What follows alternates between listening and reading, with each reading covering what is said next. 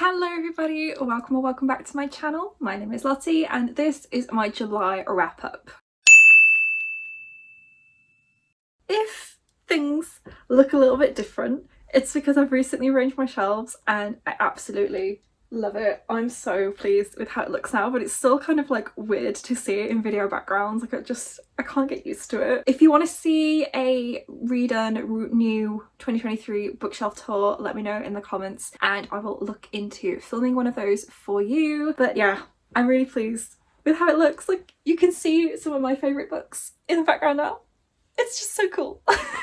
This is my July wrap up where I took you through all of the books that I read in the month of July. It was a pretty weird reading month, to be honest. I went into July off the back of June where I'd read 7 books and I was like, yes, I'm going to read so much this month.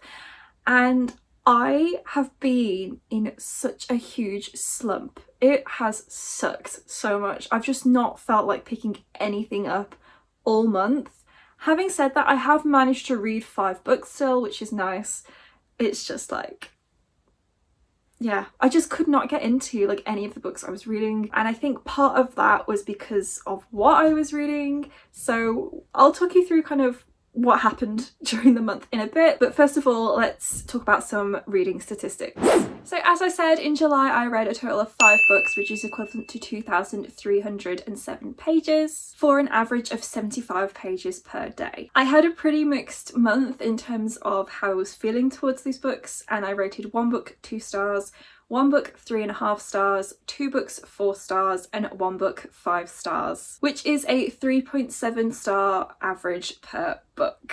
So first of all, let's talk about the book that I carried over from June, which was The Last Argument of Kings by Abercrombie, which is the final book in the First Law trilogy and the 3rd book in the First Law world overall. And of course, I was reading this for Catch Up Book Club. This was the one that I rated 2 stars. And I didn't even technically finish it, I DNF'd it. But I'm counting it in my reading stats and everything and counting it as a read book because I got to page 612 before I decided to DNF this book. I think there's maybe about 700 pages in total, probably even a bit less than that. So yeah, it was a pretty big decision for me to DNF it so close to the end. And ultimately what made me decide to DNF it is I realised that it would not make a difference to me if I knew how this book ended. It honestly would not make a difference. I have quite enjoyed the first 2 books in this series. It is a grimdark fantasy series following several different characters as their lives kind of become interconnected. It's very character driven and doesn't focus too much on the high fantasy plot, but finding out about the characters, getting to know them has been very interesting. They are all kind of morally grey, which I have enjoyed, and I can say that like I enjoy this character and I like this character, but I don't necessarily like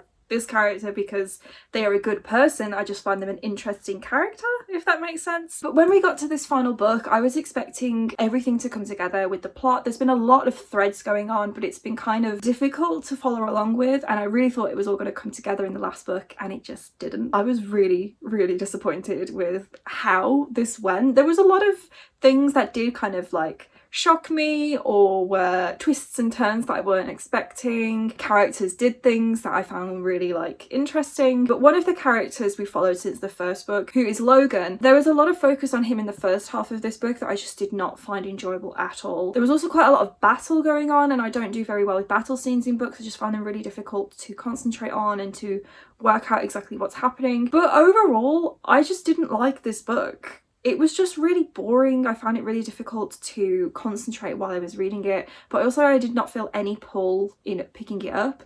I wanted to try and finish it at the end of June in time for the live show, and then I found out that the live show wasn't going to be until halfway through July, so I ended up putting it down for a bit, and it was such a struggle to convince myself to pick it back up to read in the week before the live show because I still had about 200 pages left. And it came to the day of the live show and I was reading it for a bit, and then I got to page 612 and I was like, you know what, I just don't care.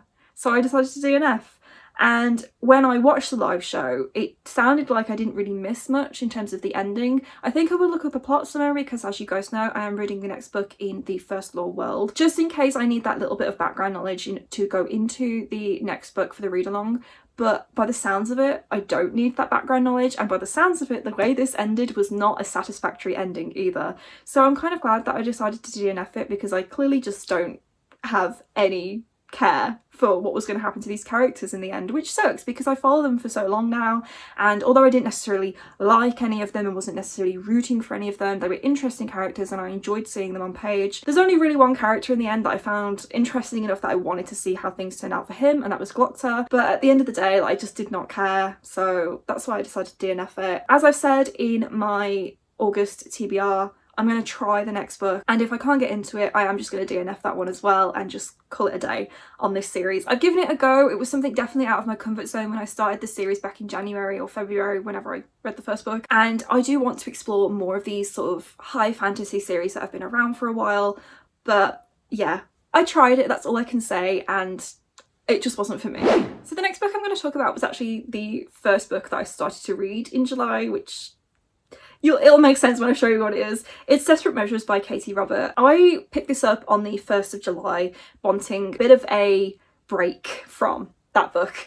So I thought I'll pick up something that I know I will enjoy or will definitely be a kind of a quick read and not too difficult to think about. So I decided to go for this one. This is an adult erotic romance and it is a Disney retelling. This is the first in the Wicked Villain series, and this one follows Jasmine and Jafar, and it is a dark romance with a lot of smut in it. I knew what to expect going into this book. I knew that it had consensual non-consent and a lot of BDSM and daddy kink, and they were all things that I wasn't really sure about going into it, but ultimately I enjoyed this book, and it was a nice bit of a palette cleanser between all of the fantasy books that I've been reading recently. But I really thought I was going to read this in about 2 days, and I think it took me about 3 weeks. I read the first half of it really quickly, and then I put it down and didn't pick it back up again.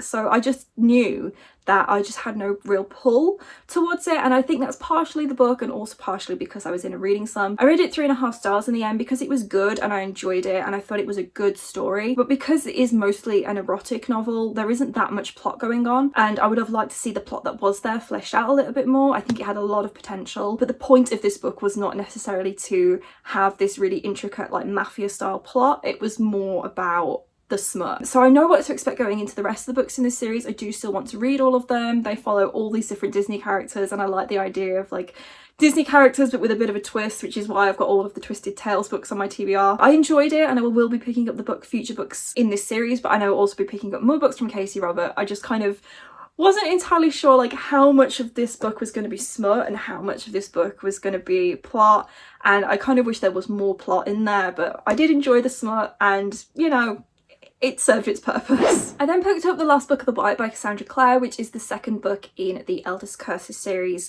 and I read this as part of By the Angel Along. This was the June book for the read along. I forgot to read this book when the live show was announced, so I had 3 days to try and finish this in time for the live show. Unfortunately, I didn't quite do that, and I ended up having to watch the live show back after the fact, but the fact that I was racing to finish this book, and then when I realised I wasn't going to finish it in time for the live show, I put it down and then I didn't pick it up again for a couple of weeks. That has clearly been a theme this month. So this series follows 2 characters from the world of the Shadowhunters, Magnus and Alec, and it's kind of a story of their relationship, but also this big overarching plot with these things called Eldest Curses, who are the firstborn children of greater demons. I really enjoyed the dynamic between the characters in this book. It felt a bit of like a side story to the main series we've got in the world of the Shadowhunters. I think my only real gripe with it is it reads a little bit like fanfiction, and while that's not necessarily a bad thing, it does feel like although the things that are happening in these books are quite major and I feel like are going to all come together through the last few books that are going to be published in the Shadowhunters world, it just feels like things just aren't quite high stakes. I think part of the problem is these books take place between the major series. I think the first book takes place between City of Glass and City of Fallen Angels,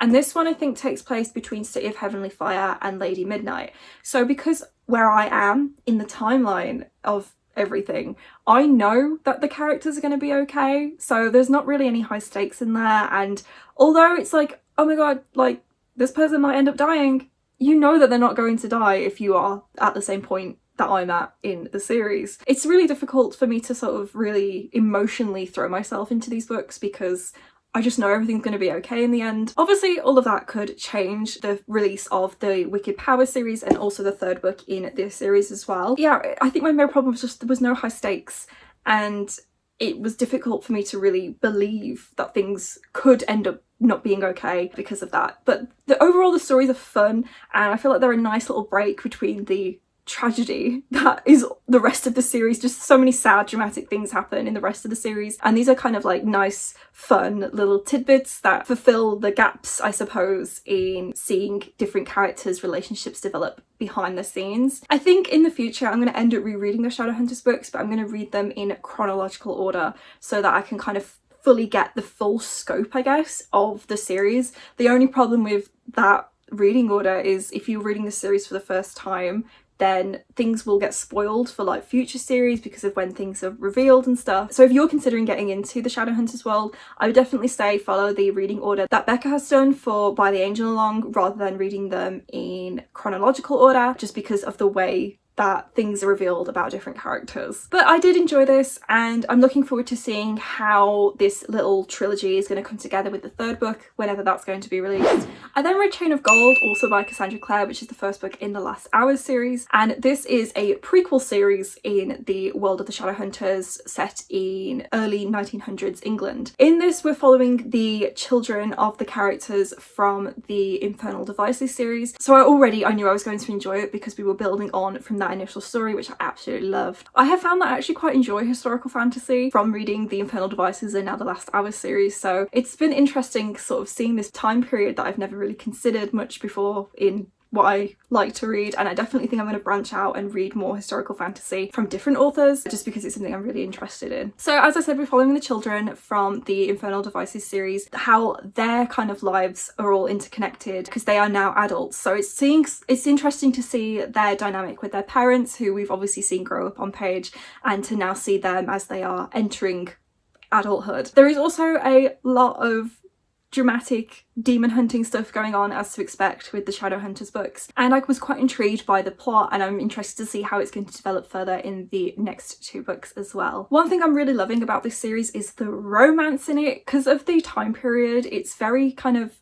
slow burn and mutual pining, and there is a lot of tension between the characters as well in regards to the romance. There is a scene with a kiss between two characters, and when I was listening to that, I feel like I was red in the face. Despite the fact that it's a young adult series, this scene was just so romantic and I absolutely loved it, and I definitely think because of the time period it's set in, it adds to the effect of the romance. So I will definitely be pursuing more historical fantasy romance in the future if it gives me those sorts of vibes. It's like forbidden but not forbidden, you know, because of the time period and there's standards to uphold. I just absolutely loved it, and I can't wait to see how things are going to develop in Chain of Iron. And the final book that I read in July was The Shining by Stephen King, and I have been wanting to read this for so long because one of my favourite films is based on this book. So this is a horror published in the 70s, and it follows a family who end up looking after a hotel, the Overlook, during the winter period when it closes down. So the hotel is located in mountains and gets snowed in every winter, so the manager who runs the hotel basically needs someone to look after the hotel during the winter, and they're going to be completely isolated for the entire winter period until the snow melts. There is also a lot of history with this hotel, as our main character Jack Torrance finds out while he is working there, and a lot of tragedy in the history of this hotel as well.